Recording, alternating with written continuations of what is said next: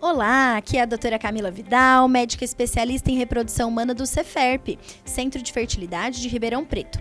Seja bem-vindo ao podcast Papo de Tentante, um espaço onde compartilhamos informações sobre o universo das tentantes em busca do tão sonhado positivo. Aqui você poderá compartilhar suas experiências, se inteirar sobre os assuntos de reprodução assistida e ainda conferir relatos de mamães que já passaram pelo tratamento e tiveram seu positivo. Você também poderá conferir novos episódios quinzenalmente e assistir ao episódio em vídeo pelo YouTube do Ceferp. Vamos ao episódio de hoje?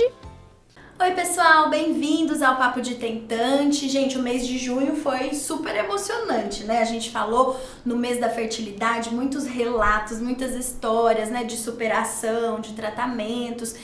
E uma das coisas que envolve muito medo quando a gente fala em tratamento são os remédios, né? Então, por isso, hoje quem tá aqui comigo é a Thalita. Eu queria que você primeiro se apresentasse, tá? Eu sou a Thalita, sou uma das enfermeiras do Ceferp, trabalho na clínica já há 8 anos. Então, quem já não conheceu a Thalita, né, tá?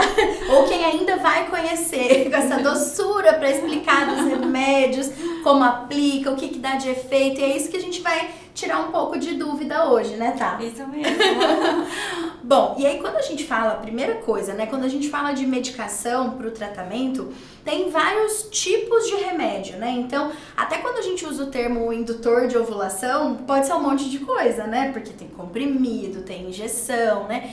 E no tratamento a gente usa vários desses tipos, né, tá? Então, de acordo com as etapas, né, da fertilização, pré-estimulação, né? Isso, então, geralmente a gente tem as diferenças de protocolos medicamentosos utilizados, e aí para cada protocolo tem uma medicação diferente, a cada etapa da estimulação também tem medicações diferentes, às vezes injetáveis, às vezes comprimido, então a gente vai orientando o passo a passo. E aí, assim, basicamente, né, pra facilitar ali, acho que a logística, a organização, vamos dizer assim, né, a gente tem as medicações que a gente usa para estimulação dos ovários, né, para tratamento desde namoro programado, inseminação, fertilização, né, e aí essas da estimulação tem aqueles comprimidos, né, que são os conhecidos, né, os indutores de ovulação, e tem as injeções, que são as gonadotrofinas, né, que aí é o que você estava falando, de acordo com o tipo de protocolo, tem protocolo que usa injeção todo dia, tem protocolo que usa injeção um dia sim, dia não, que usa mais, que usa menos injeção, vai dependendo de cada caso, né? Isso mesmo. E aí tem as medicações pro preparo do endométrio, que são um pouquinho diferentes, né? Aí a gente tem o gel, que faz o uso, né, é mais simples, é mais fácil de manipular, de utilizar, então é um gelzinho que a gente passa na pele. Tem o comprimido também da progesterona, né, que a gente usa mais na fase de pertinho da transferência, quando vai indicar a transferência, mas ele é mais fácil de manipular do que as injeções. Acho que o maior medo é das injeções. Se bem que dos remédios do preparo do endométrio, acho que muita gente tem medo de efeito colateral também, né? Também. Daquela questão assim, mas será que engorda, né? O que será que eu vou sentir quando eu estiver usando os remédios, né? Mas uma coisa que eu gosto de falar, de explicar, é mais ou menos assim, a parte da indução da ovulação é como se a gente estivesse tentando usar ou os seus hormônios, né, ou dar os hormônios para estimularem os ovários, né? Enquanto os do preparo do endométrio, eles tentam, entre aspas, imitar o que o ovário vai fazer, né? Basicamente essa é a diferença entre eles, né? E na reprodução humana a gente tem outros tipos de medicações também diversas, né? Então tem medicação, às vezes hormônio do crescimento, hormônio masculino, aqueles hormônios que a gente chama de análogo do GnRH, que são aqueles para induzir uma menopausa, que aí tem usos bem mais específicos, né? E aí esses a gente vai abordar em um outro momento, quando a gente entrar em outros temas, né? Hoje o nosso objetivo é falar principalmente dos medicamentos ali para fertilização e tirar as principais dúvidas com a pessoa, uma das pessoas que faz diretamente, né, o preparo e a aplicação das medicações, né? E eu acho que quando a gente fala dessa coisa de remédio, né, principalmente quando a pessoa tá pensando, programando um tratamento, na hora que ela vai pesquisar, muitas vezes a paciente pergunta, você não pode me dar uma previsão do que eu vou usar ou não? E aí já começa por aí a dúvida, porque não é remédio que tem em farmácia comum. Isso. Às vezes vai fazer uma cotação, a pessoa às vezes se assusta, né? Porque envolve, querendo ou não, coisas muito específicas, né, tá, para o tratamento. Isso, então às vezes o pessoal pede essa previsão mesmo de medicamentos, mas a gente depende da resposta do organismo, da mulher, depende das avaliações que ela faz durante o estímulo, então não dá muito para passar essa previsão exata, né? E quando a gente fala dos remédios, né, a gente tem essa questão de a mulher não acha em qualquer farmácia. Por que não tem em toda farmácia os remédios, tá? Porque não é tão fácil, a fabricação ela é diferente. Ela tem uma fabricação mais específica por conta das medicações serem hormônios, né? Existe muita tecnologia para a fabricação desses medicamentos, muita infraestrutura para transportar esses medicamentos, né? Algumas têm refrigeração, outras não. Então, a gente não consegue encontrar em qualquer farmácia mesmo. E, infelizmente, isso acaba se refletindo também no custo dos medicamentos, Sim. né?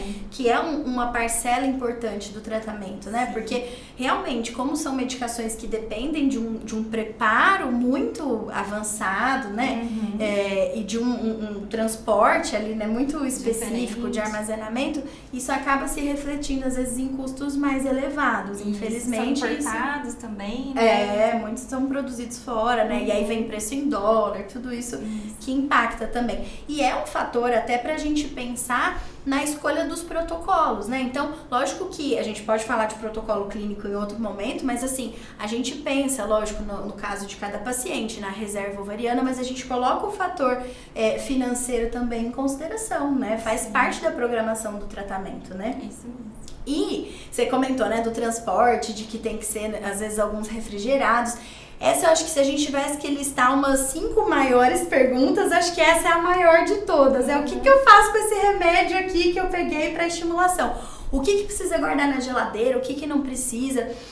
Tem alguns que sim e outros que não. E essa orientação vocês vão fornecendo a cada tipo de remédio, né? Isso, então quando a gente recebe o casal ou o paciente para fazer a estimulação, de acordo com o medicamento prescrito pelo médico, a gente faz essa orientação.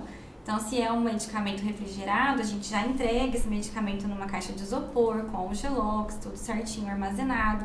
Geralmente essas medicações são de 2 a 8 graus, mas a gente coloca na geladeira comum quando chega em casa.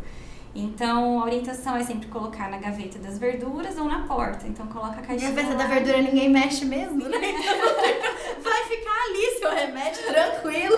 Vai ficar. Ou na gaveta ou na porta, Ou na né? porta da geladeira. Mas aí fora da Fora caixinha. do isopor. Isso Às é vezes importante, o pessoal né? fala, vou colocar o isopor inteiro. Tudo bem, mas aí você tem que tirar a tampa para poder fazer a circulação diária dentro da caixinha. Acho que às vezes dá tanto medo de falar, meu Deus, esse remédio é tão importante, é tão caro. Do jeito que eu peguei, eu vou guardar. Eu vou deixar isso solto.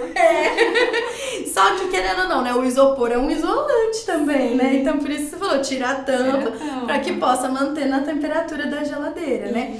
E não tem muito uma regra, né? De qual é o remédio que vai na geladeira e qual não vai. Mais ou menos. Tem uns que já tem específicos na caixinha. Então, a gente já tem... Aliás, todos os medicamentos vêm com a temperatura específica na caixinha. Então, as que são de geladeira a gente já entrega dessa forma, armazenado no isopor, já orienta a deixar na caixinha. Outros são de temperatura ambiente, então pode variar de 15 a 30 graus. Então, você pode colocar na despensa, no armário da cozinha ou no banheiro, mas não pode ter local de muita umidade, né? Então, mais observar isso. Mas a gente orienta na hora de entregar a medicação, qual que é o local adequado para armazenar essa medicação. E para essa questão de, que nem você comentou, esses que são refrigerados, vão no isopor, com o Gelox. O Gelox, pra quem não sabe, é aquela... Detalha melhor, que eu acho que eu não consigo. Eu falo um frasquinho. Quando a gente se machuca, aí vai indo botar o gelo na pele, aquela caída. Boa! É a compressinha de gelo, mas aquele é mais durinho, né? E daí você pode colocar dentro da caixinha, sem encostar no medicamento, fica certinho. E aí, quando a gente coloca e fecha daquele jeito, o casal, mesmo que sendo de fora, pode viajar tranquilo, Pode viajar né? tranquilo. Geralmente, umas 4, 5 horas o Gelox consegue manter a temperatura dentro da caixa. Tá vendo, gente? Então, dá pra fazer tratamento em outros lugares, dá pra mandar... Tem até distribuidoras que mandam, mas aí com condições diferentes, né? De transporte também, né? Bom, então acho que uma das dúvidas mais importantes é essa com relação ao armazenamento. E a segunda, né, é como é que eu faço para manipular, né? Porque às vezes a gente assusta. Quando a gente fala na consulta, olha, são injeções que você vai ter que aplicar. A primeira pessoa fala, mas eu que vou ter que aplicar, né? Ou eu vou ter que vir aqui todo dia para aplicar, né? Então, como que é essa parte do manuseio das medicações? Ela é um pouco mais tranquila, né? Tudo bem que você é enfermeira, gente, mas mesmo assim. Não, mas dá pra fazer tranquilamente em casa. A primeira aplicação, geralmente a gente faz na clínica para orientar, e depois a pessoa pode fazer em casa tranquilamente. O importante é a gente checar sempre a dose da medicação, o nome da medicação. Algumas já vem com o dispositivo prontinho para aplicar, então não tem que fazer diluição. Outras já precisam de diluição, mas daí a gente orienta também. É fácil de fazer. O pessoal às vezes fica com medo porque tem toda uma técnica, né, para você fazer diluição, mas ali na hora não, você só injeta a agulha na ampola e vai dar tudo certo. Na hora que a gente fala pro paciente, é um pó que você vai ter que diluir, meu Deus, né? Eu percebo às vezes no olhar, assim, eu que vou ter que fazer, eu falo, não, mas eles vão explicar, vai dar tudo certo. O pó que faz a diluição, ele é muito solúvel, então é fácil a primeira gotinha de diluente que já cai dentro da ampola, ele já dilui, não precisa ficar Não tem muito como diluir errado, né? Exato, tem medicação que é difícil, assim não, é fácil, você já coloca o diluente dentro, então é bem tranquilo de fazer. Até porque são medicações que elas já têm que ser feitas com esse objetivo, né? Porque o tratamento, ele já demanda tanto da logística, né, do paciente, do casal. Às vezes tem que viajar, nem sempre a clínica é na mesma cidade, tem que sair do trabalho várias vezes, então precisa, até isso, a medicação tem que ser pensada, né? Porque ela precisa ser de fácil manipulação para que cada pessoa possa fazer. Ficaria não inviável, mas muito difícil para o tratamento, né? Se sempre dependesse, né, de um enfermeiro, né, de um farmacêutico para poder aplicar, justamente porque o próprio tratamento já traz essas outras questões logísticas. Então, o que der para facilitar, melhor, né? Melhor, exatamente. Posso aproveitar que você tá aqui? Então, a gente trouxe alguns modelos, gente. Então, vou pegar para você poder mostrar pra gente mais ou menos alguns dos tipos de medicação que a gente tem. Tá bom.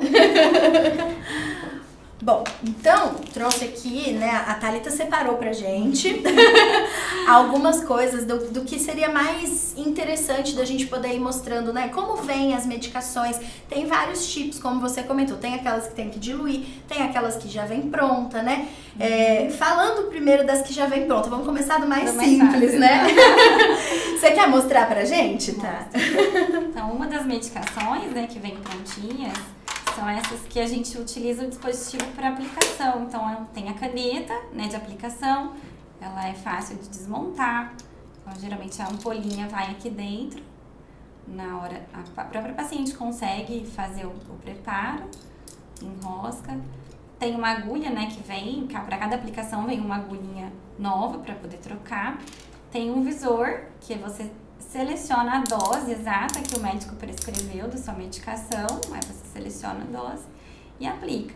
As medicações de estimulação, elas são subcutâneas, então a gente orienta, por exemplo, fazer na barriguinha, porque é fácil, você está enxergando, é fácil de você se auto-aplicar. É bom que você fala barriguinha, porque às vezes eu falo gordurinha da barriga, mas não é todo mundo que tem. Mas às vezes eu falo também a pochetinha, a pochetinha ela tem que ajudar nessas horas. Mas basicamente aqui ao redor do umbigo, ao né? redor do umbigo. Sempre a gente dá uma distância de 2 dedos, né, do umbigo e faz na pochetinha. Faz um reloginho, aí todo dia você aplica num lugar diferente pra não sobrecarregar aqui a região da barriga. E aí entra a questão que você falou, nessa hora você pega a receita, olha se o remédio é esse, qual foi a dose, aí você vai pegar na canetinha, vai ler se é o nome do remédio, girar de acordo com a dose, porque isso é bem importante pro sucesso do tratamento, né, tá? Isso, porque às vezes, dependendo de uma avaliação para outra, pode trocar a dose, né? Então, precisa sempre conferir. Então, geralmente a gente orienta, pega uma superfície em casa, uma mesa, ou no banheiro, a pia, né? E separa os materiais que você vai usar. Então, checa a receita, a dose da medicação, se é essa medicação mesmo, que às vezes tem ampolinhas que são parecidas. Então, lê o remédio, qual a dose, para poder você também programar aqui no visor certinho a dose que o doutor prescreveu, que a doutora prescreveu. verifica se você se programa em relação ao horário da aplicação também. Isso é outra coisa que as pessoas têm bastante dúvida, né? A gente é até bastante enfático com alguns remédios, né? Porque é uma dúvida que a gente recebe bastante. Puxa, mas tem que ser sempre no mesmo horário? E assim, a gente tenta manter pelo menos um intervalo próximo. Não é aquela coisa de relógio, né? Mas pelo menos a gente respeitar ali o mesmo período, né? Isso. Mas tem algumas medicações que tem que ser aquela hora cravadinha, né, tá? As da estimulação, geralmente a gente orienta assim, escolhe um horário que fica bom na sua rotina, que você não vai esquecer, que não vai te atrapalhar. E aí você faz todo dia naquele período, pelo menos, né? Não precisa ser no horário cravadinho, mas faz naquele período para manter ali o tempo de ação da medicação. E aí tem algumas que já tem que respeitar certinho o horário, inclusive tem que pôr o despertador, não esquecer. Inclusive é escrito na receita. Pra quem não fez tratamento, né, essa medicação principal que a gente tá falando é a medicação que faz o disparo final da ovulação, né? Então quando a gente faz a estimulação, né, a gente tem que ficar deixando o ovário ali quietinho, ele não pode ovular, mas no momento que ele tá pronto pra coleta, a gente tem que fazer o gatilho, né, da ovulação, porque é isso que vai finalizar o preparo ali do ovário para que os óvulos possam vir maduros, né? E essa medicação, sim, tem aquele prazo bem específico, né? Que geralmente gira ali por volta de 34 a 36 horas, né? Então, quem já fez tratamento sabe que acho que todo mundo vai rezando uma bíblia, né? Que dia que é? Que hora que é? E aí a pessoa chega pra coleta, mas você fez o remédio? Qual dia? Qual horário, né? É isso mesmo, a gente confere tudo, orienta. O médico orienta em sala, enfermagem, todo mundo vai orientando até chegar, farmacêutico, vai todo mundo orientando até a paciente sair da clínica. Quando ela volta para o dia da coleta, a gente confere de novo. Tomou que horas? Anota aqui que você tomou. Aí chega no centro cirúrgico, tomou que horas? E isso eu acho legal você falar, porque assim, eu acho que às vezes ajuda até pro paciente fixar essa questão de sempre ter pelo menos um duplo cheque. Igual você falou, o médico orienta, depois a enfermagem orienta. Até porque no tratamento a gente já tá tão emotivo, tão ansioso. É um mundo novo, os nomes dos remédios são difíceis, né? A gente já tem que preocupar que tem que aplicar. E às vezes é aquele dia com aquele tanto de orientação. Você vai chegar na clínica nessa hora, tem que fazer isso, tem que ter jejum, tem que ter... Então, a gente fica sobrecarregado. Quem nunca saiu de uma consulta médica, às vezes parece que se você chacoalhar, você já não lembra mais o que o médico acabou de falar, né? Então, acho que nesse sentido, o papel de vocês, da farmácia, é fundamental, porque acaba que o vínculo acaba sendo até maior, porque naquela hora é o foco do profissional que é capacitado para isso, para poder ensinar. É a hora que a paciente vai se sentir à vontade para tirar a dúvida que às vezes não tinha perguntado antes, até porque não viu a medicação, e que ajuda a fixar realmente para fazer certinho pro tratamento, né? Isso, daí a gente também apresenta a medicação, porque às vezes a medicação é diferente no final, então é bom olhar, às vezes a gente orienta. Se você pega, a gente entrega, segura, tenta ver como funciona, dá uma certa segurança, né? Você nunca viu, você nunca pegou, pelo menos você pega, você se sente melhor pra entender como funciona e pra conseguir aplicar na hora sem medo. Mas isso é legal também, porque aproxima da realidade. Eu percebo, tem algumas medicações que a gente faz que, como você comentou, tem que diluir. E nem sempre essa diluição é 1 para 1, né? Pega um líquido, coloca num pozinho e aplica. Aí começa a virar aquela matemática, né? Porque são 2 pozinhos para um líquido, mistura os dois, uma agulha. E aí eu percebo que às vezes quando eu vou falando, a pessoa vai ficando assim, meu Deus, eu vou ter que fazer tudo isso. Então, tanto que hoje a gente acaba nem entrando muito para não assustar a pessoa, e porque a gente sabe que depois vocês vão mostrar e falar, olha, pega aqui, faz dessa forma, né? E eu vou até te pedir, já que você já trouxe aqui no nosso arsenal, a gente mostrou essa que já vem mais prontinha, né? Tem outros tipos, mas que são semelhantes ali da canetinha, né? Pra gente girar. E tem aquela que vem o pozinho pra gente diluir, né? Que eu vou te dar também, se você quiser mostrar pra gente. Nossa. Uma coisa que a gente faz, sempre também orientar aqui o preparo, né, da seringuinha, porque a gente entrega o kit pronto e a seringa vem a gente entrega a agulha de diluição e a agulha de aplicação. Às vezes o pessoal assusta quando vê a de diluição, mas é só para preparar mesmo a medicação. A gente fala tanto que a agulhinha de insulina, você mostra uma agulha desse tamanho, não sei se dá pra ver quando a gente colocar no vídeo. Essa é de diluir, essa a gente não vai aplicar, não aplica. Né? Só para ajudar no preparo. Então, a medicação depende da dose, então sempre vai checar a dose primeiro. Nem sempre você vai usar um pozinho só. Então, às vezes, você tem que unir vários pozinhos, vários frasquinhos dentro de uma seringa para fazer a aplicação. Então, a gente usa um diluente só para os pós necessários, conforme a dose lá, descrita. Tá vendo? Parece aula de fração, entendeu? É um pedaço da pizza, um oitavo. Mas o diluente é o que é o líquido. É o líquido, e é sempre um só, então não tem erro. Então, o diluente é o sorinho que vai ajudar a dissolver o pó do medicamento. Então, é uma dica já para falar da ampolinha, né? Para quebrar a ampola. Então, a gente tem uma marcação na ampolinha, que é uma bolinha vermelha. Às vezes o pessoal tem medo de quebrar a ampola, né? E machucar o dedo, e realmente pode acontecer. Então, a bolinha é sempre virada para você. Então, você sempre olha para a bolinha, posiciona o dedo e empurra para trás. Pode quebrar uma pra... vamos quebrar pra gente mostrar, então, né? É só posicionar e quebrar. Tá vendo? Ela quebra tranquilamente, né? Não solta caquinho, é bem tranquilo, né? Mas sempre a bolinha tem que estar virada pra você. Aí também tem dica de colocar um tecido, uma gaze atrás, assim, da ampola, na hora de quebrar. Porque se por um acaso seu dedo for pra frente ali, não vai... Aí não vai machucar. Põe a gaze atrás e empurra. Fica esse pouquinho de líquido aqui. Não, é que eu não balancei. Lá. Porque até isso as pessoas vão ter dúvida, porque é natural.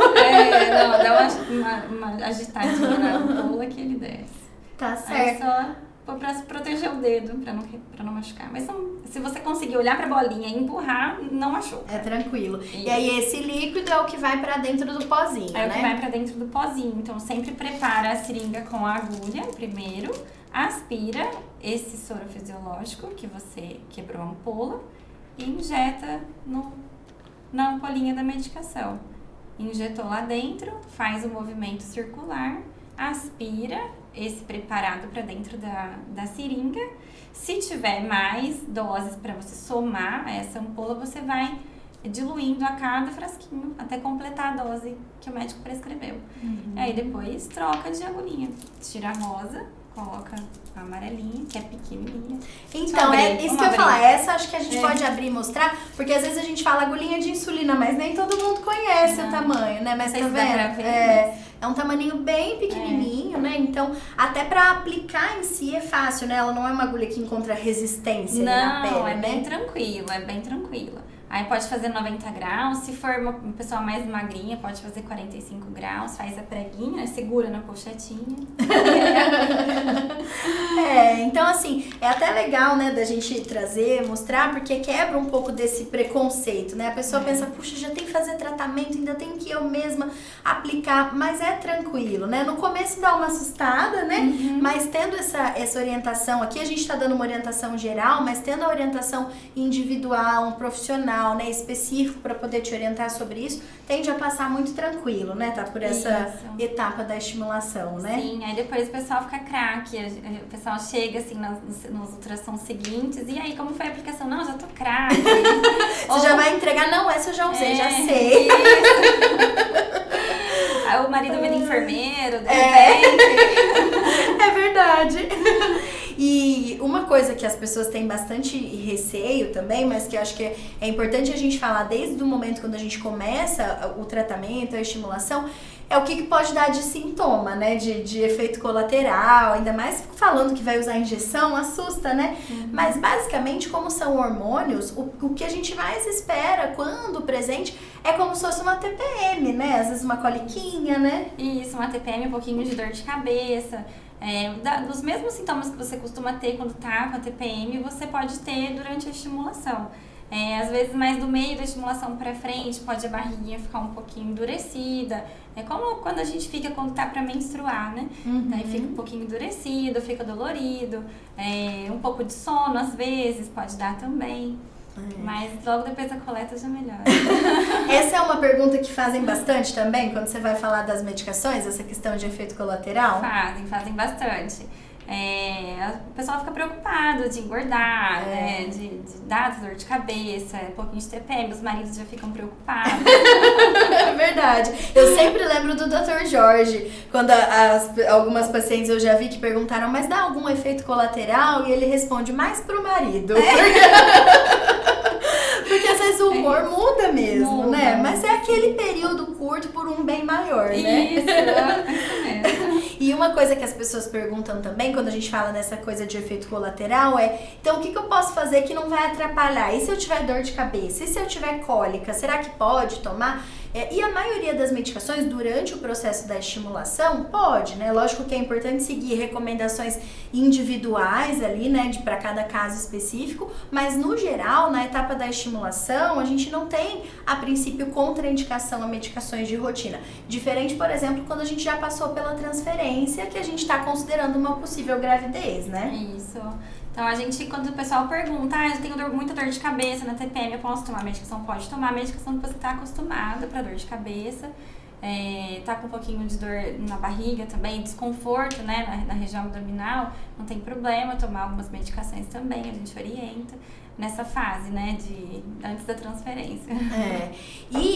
A gente falou do que pode dar de sintoma, que normalmente é leve, que é como se fosse uma TPM.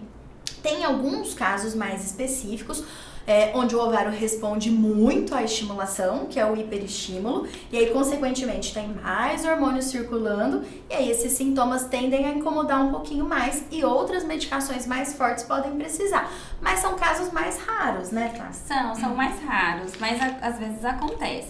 E um dos sintomas que pode aparecer nessas mulheres com risco de hiperestímulo é náusea, né? Então, essas mulheres apresentam náusea e vômito às vezes, né? Então, pode também usar medicação para tentar controlar esse sintoma. E aqui a gente focou bastante nos remédios. Bastante água, né? Mas esse é o mais importante, né? Beber bastante água. Quem já tem bastante folículo crescendo já tá craque, né? Que toda vez a gente fala, e aí, você tá tomando água? Quanto de água você tá tomando? Como tá o xixi, né? Mais pra frente a gente faz um episódio só sobre hiperestímulo pra explicar tudo isso melhor. Mas a hidratação é uma das medidas mais importantes realmente pra gente prevenir que esses sintomas vão piorando. Prevenir formas mais graves, né? Do hiperestímulo também. Mas é um quadro bem raro e é por isso também que durante a estimulação a gente vai fazendo todos aqueles ultrassons de acompanhamento, porque dessa forma a gente vai diminuindo o risco do hiperestímulo e pode entrar precocemente até com outras medicações que diminuem o risco, né, do hiperestímulo, como a cabergolina, por exemplo. Então é tranquilo, não é nada pra gente ficar desesperado se a gente estiver programando um tratamento, né, tá? Isso. E a gente estava falando bastante das medicações da estimulação, do que é injeção, e das medicações do preparo do endométrio. Dá pra gente preparar em um ciclo que a gente chama de natural, onde a gente usaria menos medicação, né? Mas muitas vezes a gente faz um ciclo artificial, que é aquilo que a gente comentou, da gente, entre aspas, imitar o trabalho do ovário, né? Com os hormônios que a gente dá. E aí pode ser gel, como você falou, gel comprimido, adesivo, né? E também traz bastante efeito colateral, mais ou menos. Depende, né? Pode dar um pouquinho de dor de cabeça também. A maioria das pessoas percebem que ficam mais sonolentas, né? Então, a gente recomenda fazer o uso dessa medicação à noite, antes de dormir, para não sentir tanto. Então, assim, como são hormônios, né, também, e que normalmente, por exemplo, em uma dose maior do que a gente usaria, por exemplo, numa reposição hormonal de menopausa, eles podem trazer esses mesmos sintomas, né, de desconforto, de inchaço, mas eu acho que na questão dos medicamentos para transferência, eu acho que tem um sintoma, né, desse período que é o que mais assusta, que às vezes tem sangramento. Sangramento, né? Às vezes tem uns sangramentos fora de hora, que a gente não espera, que assusta, né? Principalmente depois da transferência, né? Porque os hormônios do preparo do endométrio, eles têm o objetivo da gente ficar ali simulando o que aconteceria, né, num ciclo onde você ovula e ficar ali mantendo o endométrio para a possibilidade do embrião implantar, né? Mas às vezes os níveis desses hormônios vão variando um pouquinho, né? E essa própria variação às vezes traz aquele sangramentinho que pode ser marronzinho, mas tem mulher que às vezes sangra vermelho vivo e principalmente depois da transferência isso dá um desespero, né? Dá um desespero. E até por isso a gente já fez até vídeo, post no blog falando sobre sangramento pós-transferência, né? Porque eu acho que dos sintomas dessa fase é o que disparadamente mais dá receio, É né? verdade. E uma coisa legal que eu acho interessante da gente falar desses medicamentos para transferência também, alguns, se a gente for pegar para ler a bula, é que na verdade se a gente for pegar para ler a bula de remédio, às vezes a gente fica doido, né? Mas alguns vão estar até escrito que não pode usar na gravidez, né? É verdade, o pessoal pergunta. Não é uma coisa que tem bastante dúvida.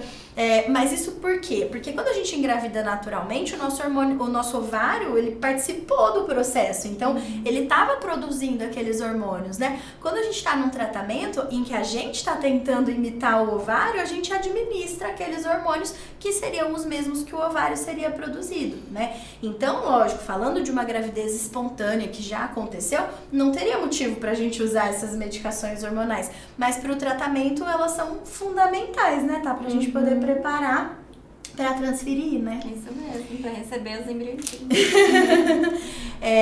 E aí, alguns desses comprimidos, né, que você comentou que existem, que às vezes dá sono, né, nessa época da transferência, às vezes a gente fala que não necessariamente precisa tomar, que às vezes alguns dá para usar pela vagina, né? Dá para usar vaginal.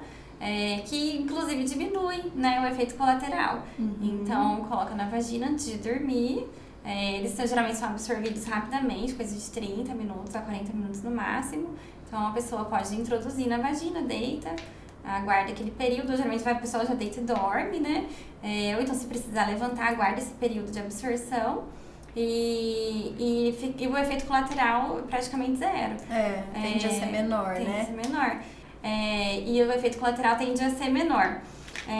O pessoal às vezes assusta porque sai um pouquinho, dá a impressão que é uma pomada que fica saindo pela vagina, mas é o veículo da medicação, então é normal. Às vezes perguntam, não absorveu a medicação porque tá saindo. Não absorveu sim, o que sai é o veículo, é normal. Se foi respeitado esse período, né, de aplicou, ficou ali deitadinho, esperou os 30, 40 minutos, ou às vezes já deitou até pra dormir, que é o que a gente recomenda fazer, né, aplica como a última coisa do dia e dorme, né, mas aí se precisar levantar de madrugada, de manhã, não tem problema, mas realmente ficar vendo aquele pozinho dá uma sensação ruim, né? O que eu costumo falar é assim, esse mesmo veículo, se a gente tomasse, ele seria eliminado nas fezes, que a gente não ia estar sabendo, né? Então, como ele tá saindo e a gente tá percebendo, gera essa sensação de que às vezes o remédio tá indo embora. Mas o princípio ativo mesmo já foi absorvido e já tá ali fazendo efeito, né? Isso mesmo.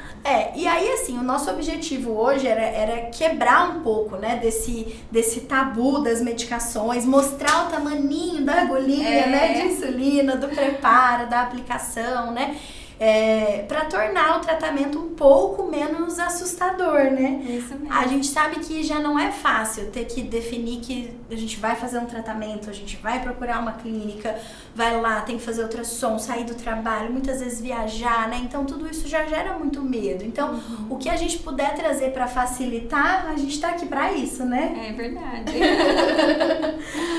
Bom, e para quem já é ouvinte assíduo do podcast, já sabe, né, que nesse finalzinho a gente seleciona uma palavra para o glossário, né? Então, para que a gente possa explicar de uma forma um pouco mais simples um termo que é mais técnico, né, mais específico da reprodução. E hoje a gente escolheu uma palavra que é bem representativa do que a gente falou, né, Tá? Isso, a palavra é gonadotrofina. Esse nome difícil, na verdade, ele representa os hormônios, né, que são produzidos pelo nosso corpo ou os que a gente administra, que estimulam as gônadas. Gônada basicamente é o ovário e o testículo, né? Então, como a gente está falando na fertilização e na estimulação dos ovários, né, as gonadotrofinas são os hormônios que estimulam o ovário a trabalhar, então que fazem ele desempenhar esse papel que a gente precisa, né, para o tratamento. Então, espero que com esse episódio, com essa demonstração, a gente possa ter deixado o coração um pouco mais tranquilo, né, de quem tá programando um tratamento, né, Tá? Isso mesmo, ficar mais tranquilo.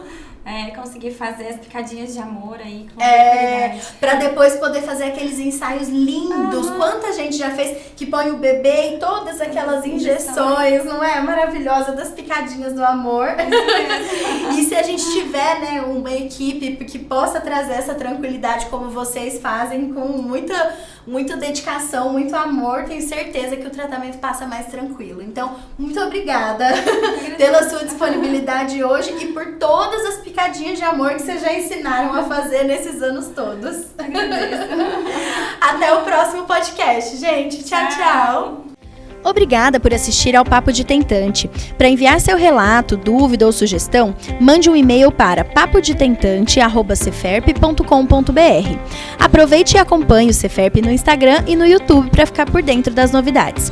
O conteúdo deste podcast é meramente informativo e não substitui uma consulta com um médico especialista. Te vejo no próximo episódio. Até lá!